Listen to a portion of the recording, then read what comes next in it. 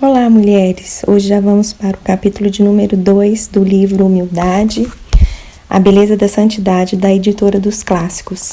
E eu quero te desafiar a não somente estar escutando o áudio, estar lendo os resumos, mas também estar orando para que Deus possa mesmo entrar no seu coração, trabalhar mesmo na sua vida, porque o aprendizado ele é para isso. E eu peço muito a Deus que me dê um coração ensinável e um coração assim que seja totalmente tocado e transformado pelo Senhor. Vamos lá? Humildade, o segredo da redenção. Tende em vós o mesmo sentimento que houve também em Cristo Jesus, que a si mesmo se esvaziou, assumindo a forma de servo, e a si mesmo se humilhou, tornando-se obediente até a morte, e morte de cruz. Pelo que também Deus o exaltou sobremaneira. Filipenses 2:5, 7b, 9a. Nenhuma árvore pode crescer se não for na raiz da qual brotou. Ao longo de toda a sua existência, ela pode viver somente com a vida que estava na semente que lhe deu existência. A plena compreensão dessa verdade, em sua aplicação ao primeiro e ao último Adão, nos ajudará grandemente a entender tanto a necessidade como a natureza da redenção que há em Jesus. A necessidade. Quando a velha serpente, que foi expulsa dos céus por seu orgulho, cuja natureza completa, como o diabo, era orgulhosa, falou suas palavras de tentação aos ouvidos de Eva. Essas palavras levavam consigo o próprio veneno do inferno. E quando ela ouviu e entregou seu desejo e sua vontade à possibilidade de ser como Deus, conhecendo o bem e o mal, o veneno entrou em sua alma, sangue e vida, destruindo para sempre aquela abençoada humildade e dependência de Deus que teria sido nossa felicidade perpétua.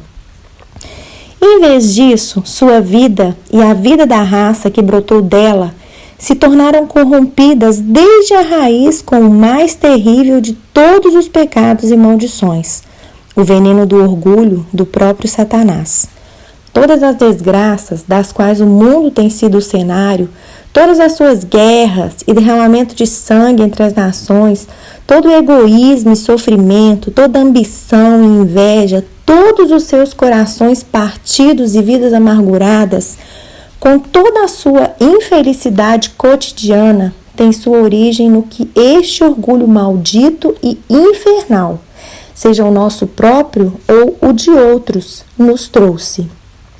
É o orgulho que faz a redenção necessária. É do nosso orgulho que precisamos, acima de todas as coisas, ser redimidos. E nossa compreensão da necessidade de redenção vai depender grandemente de nosso conhecimento da terrível natureza do poder que entrou em nosso ser. Nenhuma árvore pode crescer se não for na raiz da qual brotou. O poder que Satanás trouxe do inferno e lançou para dentro da vida do homem está operando diariamente, a todo o tempo, com grande poder por todo o mundo. Os homens sofrem por sua causa, eles temem, lutam e fogem disso e ainda não sabem de onde isso vem e de onde provém sua terrível supremacia. Não é de admirar que eles não sabem onde ou como isso deverá ser vencido. O orgulho tem sua raiz e força em um terrível poder espiritual, tanto fora de nós como dentro. Tão necessário como confessá-lo e lamentá-lo como sendo nosso próprio é conhecê-lo em sua origem satânica. Se isso nos leva a um desespero completo de absolutamente subjugar e expulsar esse orgulho, isso nos levará o quanto antes ao único poder sobrenatural, no qual nossa libertação poderá ser encontrada, a redenção do Cordeiro de Deus. A batalha desesperada contra a atuação do ego e do orgulho dentro de nós pode realmente tornar-se ainda mais desesperadora quando pensamos no poder das trevas por trás de tudo isso. Mas o desespero completo irá preparar-nos melhor para recebermos e aceitarmos um poder e uma vida fora de nós mesmos, que é a humildade dos céus, tal como foi trazida para baixo e para perto pelo Cordeiro de Deus, a fim de expulsar Satanás e seu orgulho. Nenhuma árvore pode crescer se não for na raiz da qual brotou. Assim como precisamos olhar para o primeiro Adão e sua queda para conhecer o poder do pecado dentro de nós, precisamos conhecer também o último Adão e o seu poder para nos dar interiormente uma vida de humildade tão real e permanente e dominante quanto tem sido a do orgulho. Temos nossa vida de Cristo e em Cristo tão verdadeiramente, de fato mais verdadeiramente como de Adão e em Adão. Temos de andar arraigados nele, retendo a cabeça da qual todo o corpo cresce, o crescimento que procede de Deus. Colossenses 2, 7, 19. A vida de Deus, a qual na encarnação entrou na natureza humana, é a raiz na qual devemos estar firmados e crescer. É o mesmo poder grandioso que trabalhou lá e, desde então, ruma para a ressurreição, que trabalha diariamente em nós. Nossa única necessidade é estudar e conhecer e confiar na vida que foi revelada em Cristo como a vida que agora é nossa e espera por nosso consentimento para ganhar possessão e domínio de todo o nosso ser. Com isso em vista, é de inconcebível importância que tenhamos pensamentos corretos do que Cristo é, do que realmente o constitui como Cristo e especialmente do que pode ser considerado como sua característica principal, a raiz e a essência de todo o seu caráter como nosso Redentor. Não pode haver senão uma resposta, é a sua humildade. O que é a encarnação? Seu esvaziar a si mesmo e ter se tornado homem, senão sua humildade celestial?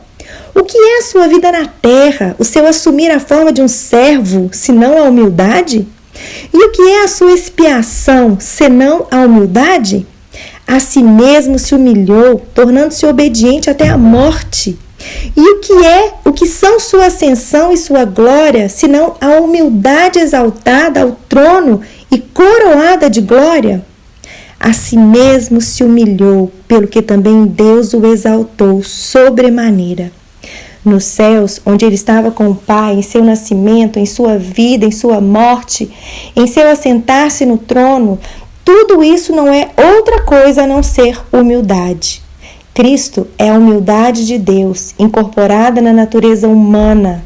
O amor eterno, humilhando-se a si mesmo, revestindo-se com as vestes da mansidão e da bondade para vencer e servir e nos salvar. Como o amor e condescendência de Deus fazem dele o benfeitor e auxiliador e servo de todos, assim Jesus, por necessidade, se tornou a humildade encarnada. E assim, mesmo no centro do trono, ele é o manso e humilde Cordeiro de Deus. Se isso for a raiz da árvore, sua natureza tem de ser vista em cada ramo, folha e fruto.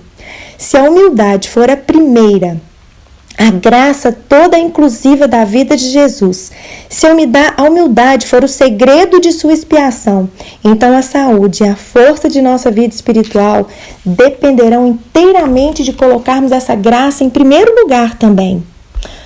E fazer da humildade a principal coisa que admiramos nele. A principal coisa que pedimos dele, a única coisa pela qual sacrificamos tudo mais. É de se admirar que a vida cristã seja tão frequentemente fraca e infrutífera. Se a própria raiz do Cristo vida é negligenciada, é desconhecida, é de se admirar que a alegria da salvação seja tão pouco experimentada, se aquela atitude em Cristo a encontrou e a trouxe é tão pouco procurada, até que uma humildade que descansará em nada menos do que o fim e a morte do ego, que renuncia a toda a honra dos homens, como Jesus fez para buscar a honra que vem somente de Deus, que se considera e faz de si mesmo absolutamente nada, para que Deus possa ser tudo, para que somente o Senhor seja exaltado, até que tal humildade seja o que buscamos em Cristo, acima de nossa maior alegria, e seja bem-vinda a qualquer preço. Há muito pouca esperança de que haja uma religião que vencerá o mundo. Eu não poderia pleitear com demasiada seriedade com meu leitor, se porventura sua atenção ainda não se tenha voltado de maneira especial à falta de humildade que há dentro e em torno dele, para parar e questionar-se, ele vê muito do espírito do manso e humilde Cordeiro de Deus naqueles que são chamados pelo seu nome.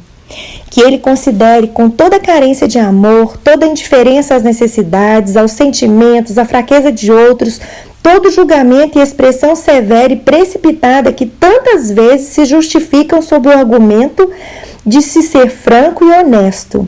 Todas as manifestações de temperamento, sensibilidade, irritação e todos os sentimentos de amargura e desavença têm sua raiz em nada senão no orgulho, que sempre busca a si mesmo. Então seus olhos serão abertos para ver como um orgulho tenebroso, para não dizer um orgulho diabólico, penetra em quase todo lugar, sem excluir as assembleias dos santos. Que ele comece a questionar qual seria o efeito dentro dele e naqueles à sua volta, se os crentes estivessem de fato sendo permanentemente guiados pela humildade de Jesus no relacionamento tanto com os santos como com o mundo. E que ele diga se o clamor de todo o nosso coração, noite e dia, não teria de ser que a humildade de Jesus esteja em mim e em todos ao meu redor. Que ele enfoque seu coração honestamente em sua própria carência daquela humildade que foi revelada na semelhança da vida de Cristo e em todo o caráter de sua redenção. E ela começará a sentir como se nunca tivesse realmente conhecido o que são Cristo e sua salvação. Crente, estude a humildade de Jesus.